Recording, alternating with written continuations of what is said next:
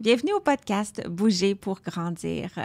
Le podcast arrive à son premier Noël et ma collègue Ergo, Véronique, et moi, on s'est dit que ça serait intéressant de concocter une liste de suggestions cadeaux sous la thématique de la motricité. Donc, pour faire bouger les enfants cette année avec leurs mains et leurs pieds.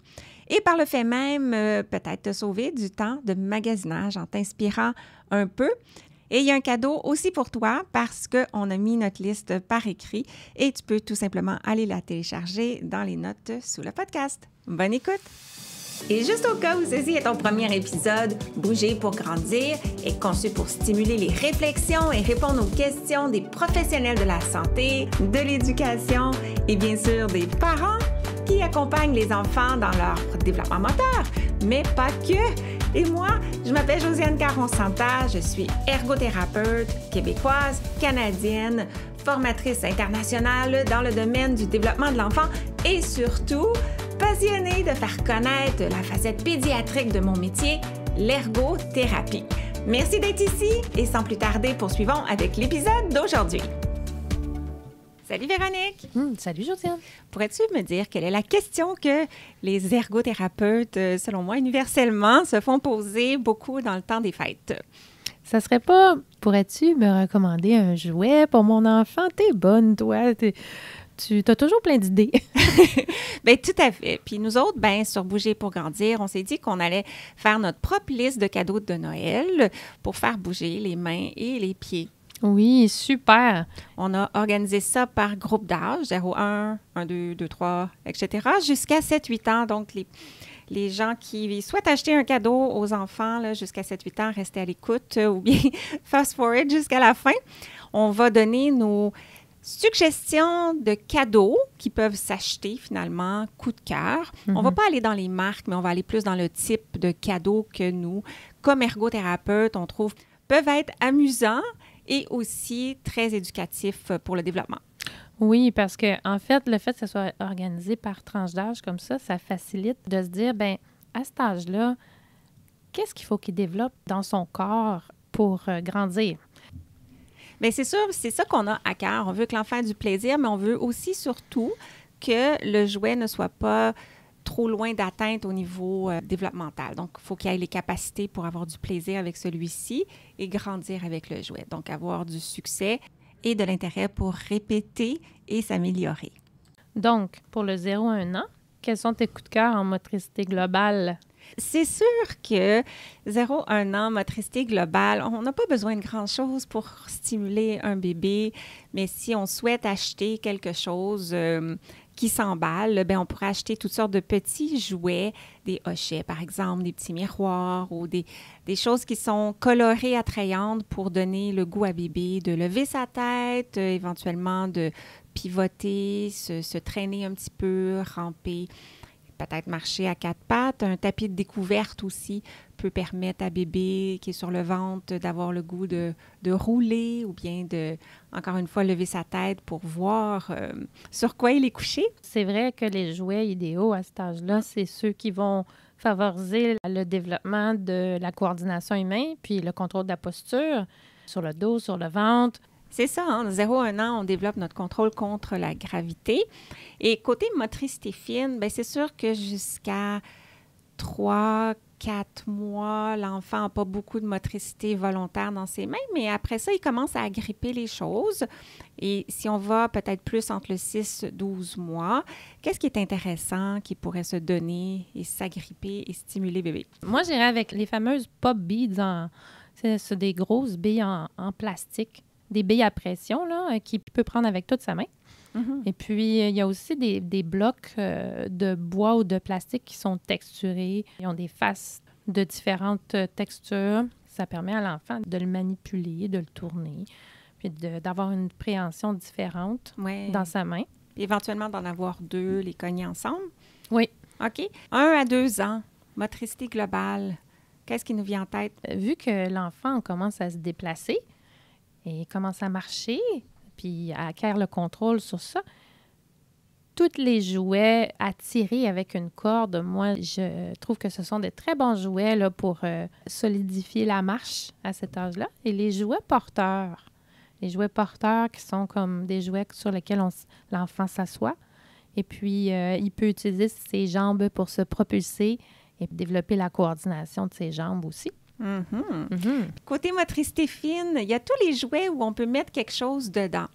Moi, mon coup de cœur, là, l'espèce de cylindre avec un couvercle avec des formes. L'enfant peut mettre des formes dedans, mais ça peut être aussi des gros jetons. Ça peut être des chevilles qui vont dans un trou. Donc, tout ce qui demande une coordination entre quelque chose qui va aller dans quelque chose d'autre, finalement. Oui, parce que ça permet à bébé de relâcher aussi, d'avoir un objet puis de le relâcher volontairement dans quelque chose. Puis c'est quelque chose qu'il aime beaucoup répéter, mettre dedans, dehors à cet âge-là. Hein? Oui, tout à fait. Ouais. Puis vers le 12 mois, bien, l'enfant commence à trouver de l'intérêt pour les éléments qui sont graphiques. Donc, on peut commencer à dessiner un grand morceau de papier et peut-être avec des galettes ou des pastilles de cire que l'enfant, encore une fois, peut tenir avec toute sa main. C'est quelque chose qui peut être intéressant. OK. Puis, si on irait vers les 2-3 ans maintenant, dans la motricité globale, ce serait ton coup de cœur? Bien, moi, j'ai voté pour un jeu de quilles. Je trouve que c'est le fun au niveau de la coordination pour faire tenir la quille dans un premier temps et aussi de s'éloigner, stabiliser sa posture pour lancer la balle, pour faire tomber la quille. Des heures de plaisir à répéter et recommencer. Puis, tout simplement, un ballon. À cet âge-là, l'enfant a plus d'équilibre justement debout et lorsqu'il commence à lancer son ballon, ça le déséquilibre un petit peu. Donc, il continue à exercer ça. C'est très social, un jeu de ballon aussi. Il peut doucement commencer à attraper quand on lance de pas trop loin. Alors, beaucoup de plaisir. Tout simplement avec un ballon, peut-être un ballon de plage, c'est plus léger. Ou bien un ballon... Avec des petites bosses, là, ou plus facile à tenir. Oui, il existe des ballons aussi avec comme des trous. Ouais. Dès que l'enfant le reçoit, place ses doigts dans les trous, donc ça aide. Puis des fois aussi, les ballons qui sont moins durs, on peut les dégonfler un peu, puis ça rend la trappe... on dit pas la trappe, mais l'attraper plus facile. Parce qu'un ballon qui est très dur et très rebondissant est difficile à attraper pour les tout petits. Tu as bien raison. Puis côté motricité fine? Moi, j'irais pour les fameux jouets à encastrer, celles qu'on prend avec ou sans poignée. Il y en existe de différents types. Donc, les casse-têtes? Les casse-têtes, mais pas un casse-tête avec plusieurs morceaux, là. Vraiment une forme qui correspond à une autre forme. Avec une poignée. Oui, c'est ça. Mais il y a aussi des casse-têtes comme ça qui n'ont pas de poignée. Puis, si l'enfant est capable de le prendre, en fait, avec un autre type de préhension, c'est correct. Il y a les jouets à assembler aussi, comme les grosses billes enfilées ou les gros blocs à assembler ensemble. Il y a aussi les instruments de musique jouets. En fait, les instruments de musique, à cet âge-là, ils sont autant bons pour la motricité globale que la motricité fine parce que quand l'enfant les active, de un, il fait bouger son poignet, il fait bouger l'instrument, mais quand quelqu'un d'autre l'active, lui, il danse au son de la musique, alors c'est bon. Bien, tout à fait. Lorsqu'on parle des mouvements du bras dans son ensemble, c'est de la motricité globale. Hein? Quand on est dans la motricité fine, on est plus les mouvements au niveau des mains, des bouts des doigts. Oui. Donc, avec les instruments de musique à percussion ou les maracas que je vais brasser dans l'espace, bien, ça travaille un aspect de ma motricité globale en même temps. Donc, c'est vraiment versus un piano, un petit piano jouet aussi qui pourrait travailler la motricité fine. La dissociation au niveau des doigts. OK. 3-4 ans? 3-4 ans. Moi, je reste dans les ballons, Véronique. Alors, le ballon sauteur, on s'assoit dessus, on sautille, on contrôle notre équilibre. Il y a une poignée, hein, je crois. Il y a une poignée. Oui, c'est ça. Et les jeux de ballon-panier, tout simplement. Du basketball? Du basketball. Ah, oui. C'est sûr qu'on peut inventer ça à la maison avec un panier à linge, mais si on veut aller dans quelque chose de commercial, des petits paniers qui peuvent s'ajuster en hauteur et que l'enfant peut utiliser pour exercer sa coordination œil-main. Oui. tout à fait. C'est une très bonne idée. Et la motricité fine? Bien, de la pâte à modeler, puis les accessoires qui vont avec, c'est très gagnant. On peut faire plein de choses avec la pâte à modeler. Pour le jeu symbolique, la motricité fine, c'est parfait. Et puis, de la nourriture en jouet pour cuisiner et couper. En fait, les enfants peuvent même utiliser la pâte à modeler avec leur accessoire de cuisine. Des heures de plaisir pour faire des scénarios, soit de repas ou de restaurants. Voilà. Mais moi, j'aurais le goût juste de complémenter ce que tu viens de dire pour la motricité fine avec le coffre à outils, par exemple. Oui. C'est comme le même niveau de développement où Oui. on peut couper avec une scie, insérer avec un marteau, Oui. visser, dévisser. Et ça, je trouve ça vraiment le fun pour la motricité fine à 3-4 ans. Oui. Si on sort dans le 4-5 ans, motricité globale, je te laisse y aller. Oui, à cet âge-là, les enfants commencent à aimer faire des parcours.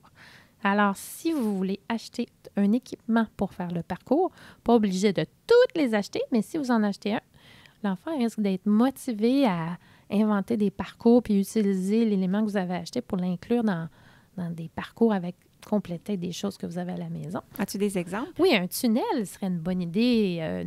Des pierres d'équilibre, une poutre d'équilibre, ces choses-là. Quoi d'autre? Il y aurait les jeux de poche ou les autres jeux à lancer. Parce que vers 4-5 ans, ils commencent à être capables un petit peu plus de précision dans leurs gestes moteurs. Fait que donc, au niveau de la distance, pour leur permettre de travailler leur précision dans la distance, c'est intéressant, ces jeux à lancer. Donc, il en existe plusieurs types selon les intérêts là, de votre enfant. Fait que ce serait mes recommandations de motricité globale. Pour le 4-5 ans. Pour le 4-5 ans, oui. OK. Motricité fine, toujours dans le 4-5 ans. Vas-y donc, Josiane. Mais là, dès que les choses sont petites, c'est sûr que ça stimule plein d'éléments de la motricité fine. Alors, toutes les petites poupées à habiller, toutes les petites figurines à installer dans une scène, ce sont toutes des actions, finalement, qui vont stimuler plusieurs composantes de la motricité fine. Donc, coordination des deux mains, il faut tenir la petite voiture dans laquelle on installe la figurine. Moi, j'avais un autobus et il y avait plusieurs petites figurines qu'il fallait installer dans l'autobus. Mais la porte de l'autobus, elle n'est pas grosse. Et il faut vraiment isoler les doigts, passer par les fenêtres. Et ça prend beaucoup de planification motrice et de coordination, finalement, des deux mains. Oui. Alors, parce qu'on est dans le jeu symbolique, c'est vraiment le temps de donner des objets qui laissent place à l'imagination, mais qui sont aussi petits. Oui, tout à fait. Mais quand tu dis les poupées à habiller, moi aussi, je pense aussi les fameuses poupées à découper. Mais ça, c'est plus vieux. Ah, oui. Les poupées Ça se fait-tu encore, Je pense pas.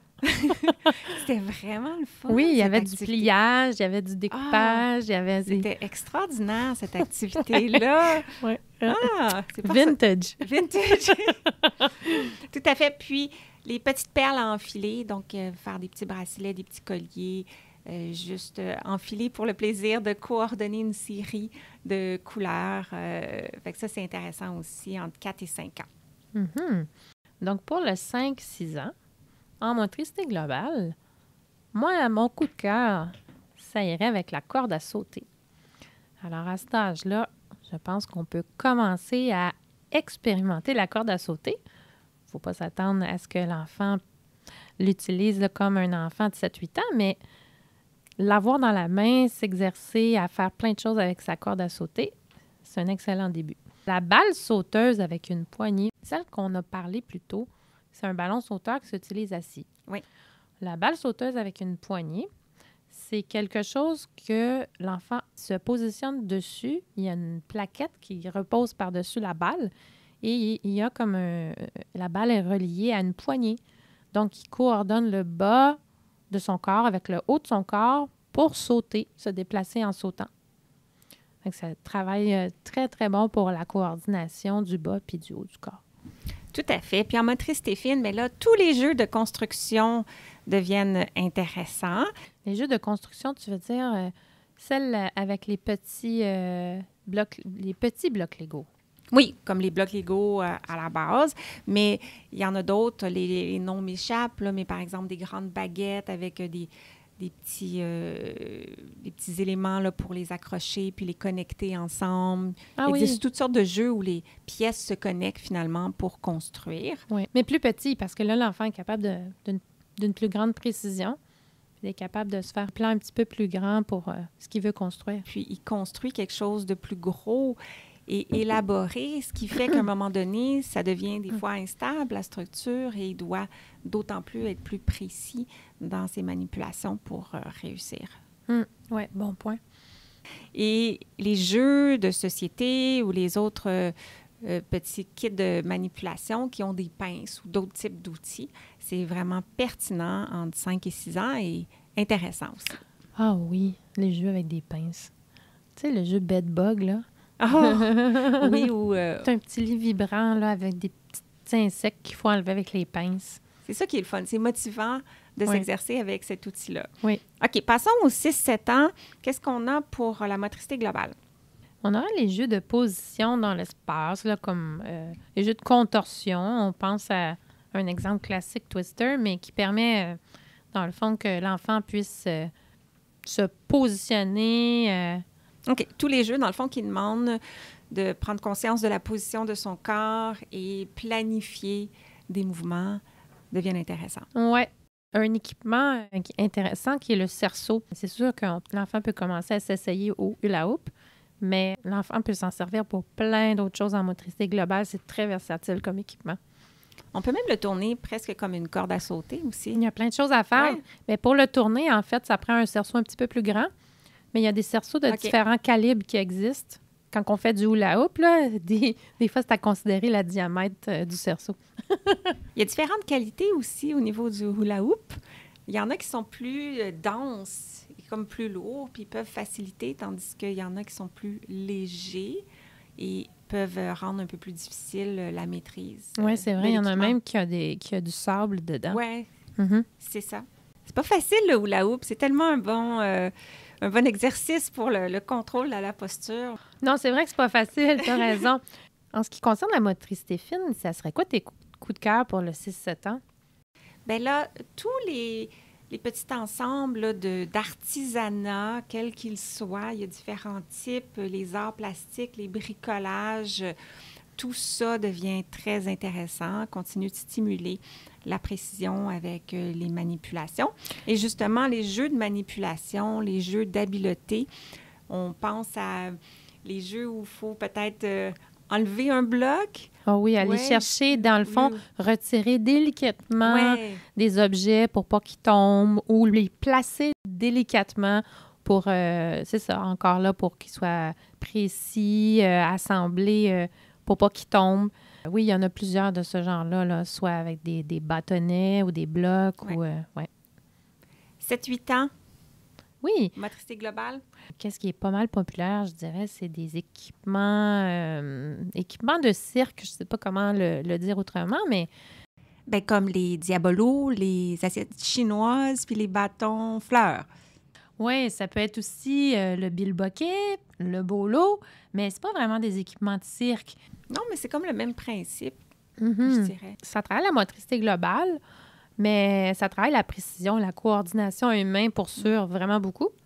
Et le cloche-pied, qui est une excellente façon de travailler la coordination là, des deux pieds. Une corde sur laquelle une balle est attachée, et puis on enfile dans une cheville et on saute par-dessus la balle en faisant tourner avec l'autre pied. Ça a l'air compliqué, mais si vous cherchez une image sur l'Internet, vous allez trouver. Vous allez dire « Ah oui, c'est ça! » On a tout fait ça. Puis en motricité fine, le pliage, l'origami, c'est de niveau de difficulté et de plaisir pour les 7-8 ans. Et la fabrication de bijoux aussi. Là, on tombe dans les choses plus précises. Par exemple, des petites boucles d'oreilles avec des petites attaches, des petits nœuds. Oui, là, il faut de la patience. Ouais. Mais là, ils ont développé leur motricité fine. Oui. Une fois qu'ils ont développé la motricité fine, là, c'est le temps de donner des choses qui font travailler la patience puis l'endurance. Parce que si un enfant a de la difficulté avec sa motricité fine, puis tout de suite, il s'essaye dans des gros projets qui sont plus longs, il va se démotiver. Mais tout à fait.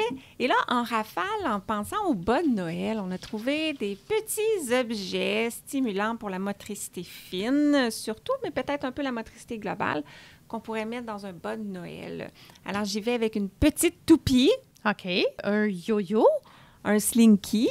Un pochoir. Un petit sac de billes. Des foulards de couleur pour la danse. Des dés de couleur pour jouer à différents jeux ou raconter des histoires. Ah oui, les dés. Moi aussi, j'aime ça, les dés, parce que quand on brasse les dés, ça permet de travailler les arches de la main. C'est super important pour l'écriture. Des cartes. Un cube Rubik. Et, il n'y a plus de place dans le Bon Noël, Josiane. Le vin plein! Oui. Oubliez pas de télécharger votre liste, là. Oui, puis de la conserver aussi parce que les idées demeurent bonnes pour les prochaines années, puis même pour les fêtes d'anniversaire. Oui. Alors, bon préparatif. Bon magasinage. Bye! Bye. Merci d'avoir écouté et à bientôt pour notre prochain épisode. Et d'ici là, vous pouvez me retrouver quotidiennement sur les réseaux sociaux, consulter mon blog et profiter de mes ressources gratuites en joignant ma communauté au josianecaronsanta.com/guide. Le podcast Bouger pour grandir est une production de l'Académie de formation JCSI, des formations en ligne sur le développement et fonctionnement de l'enfant, de la perspective de l'ergothérapie. C'est tout pour cet épisode et sur ce, je vous dis à très bientôt pour continuer à parler d'ergo. Bye!